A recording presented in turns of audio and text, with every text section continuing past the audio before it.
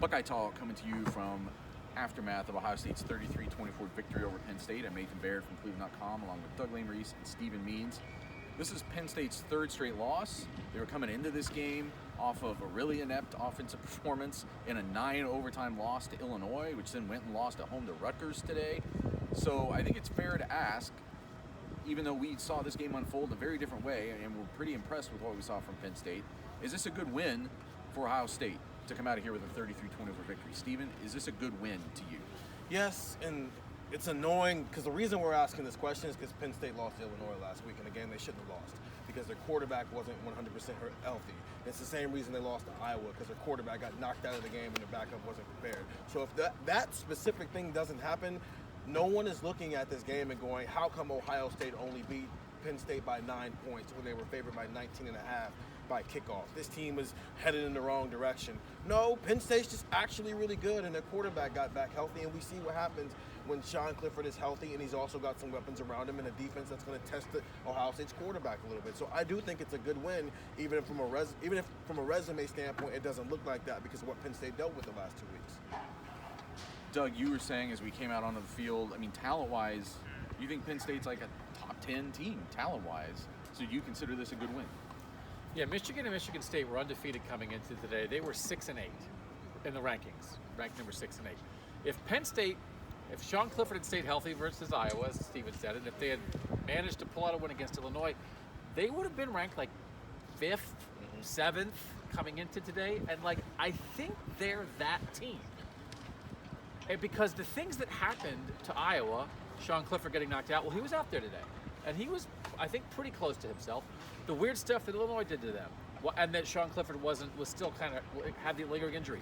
Well, that didn't apply to today. Nothing that led to their Iowa and Illinois losses applied to the Penn State that took the field today. And so regular Penn State, who we thought they were before those losses, I think that's who showed up in Ohio Stadium. And that team probably should not have been a 19-point underdog. The line for this game was bigger than the Ohio State-Rutgers game. So, and we all picked Ohio State to cover because we thought, well, Penn State's good, but the Ohio State offense is so explosive, they'll still run away with it. Penn State's good. You don't beat everybody by 30 touchdowns. I'm not at a point where I don't believe in the Ohio State offense anymore. And I'm not going to be on edge about I think maybe Penn State is better than Michigan State and Michigan. And I thought Michigan State and Michigan both looked good on Saturday. So you play good teams sometimes. And they worked it out, and when they needed the explosiveness, it was there.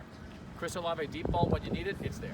Trayvon Henderson 70-yard run, when you need it, it's there. So they found it when they needed it, and they won. I'm on good win.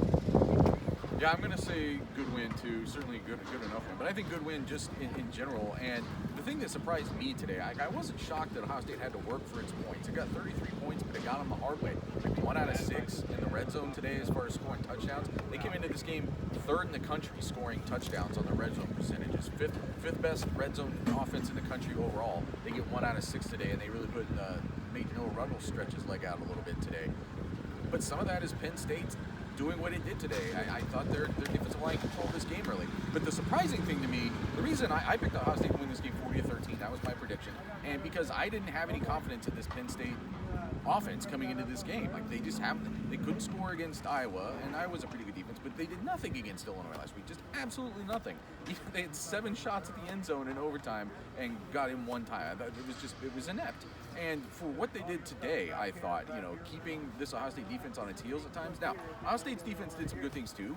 Got some pressure, and I think this might, in retrospect, people are going to look back and say this was an important game for this Ohio State defense. But I thought you saw today, Sean Clifford, a veteran quarterback, did he make some mistakes? Absolutely. Did he also step in and make some really good decisions and read this defense well and take some things that other quarterbacks were the past few weeks have not been able to do? I think absolutely he did that too. So I'm going to call this a good win. I think it's a well-coached Penn State team. The other thing we always forget is that, coming off of these losses, Penn State's back is against the wall a little bit from a pride standpoint, if nothing else, and they're learning about themselves as they go. You should expect, teams to sort of evolve and get better the way Ohio State did, and Penn State, I thought, showed that the fluke was probably last week against Illinois, not so much what you saw here tonight from them. 614-350 888-3315. Get the text. Ohio State is now getting ready to go play at Nebraska, then has a game against Purdue, and then things are really interesting with the way things end up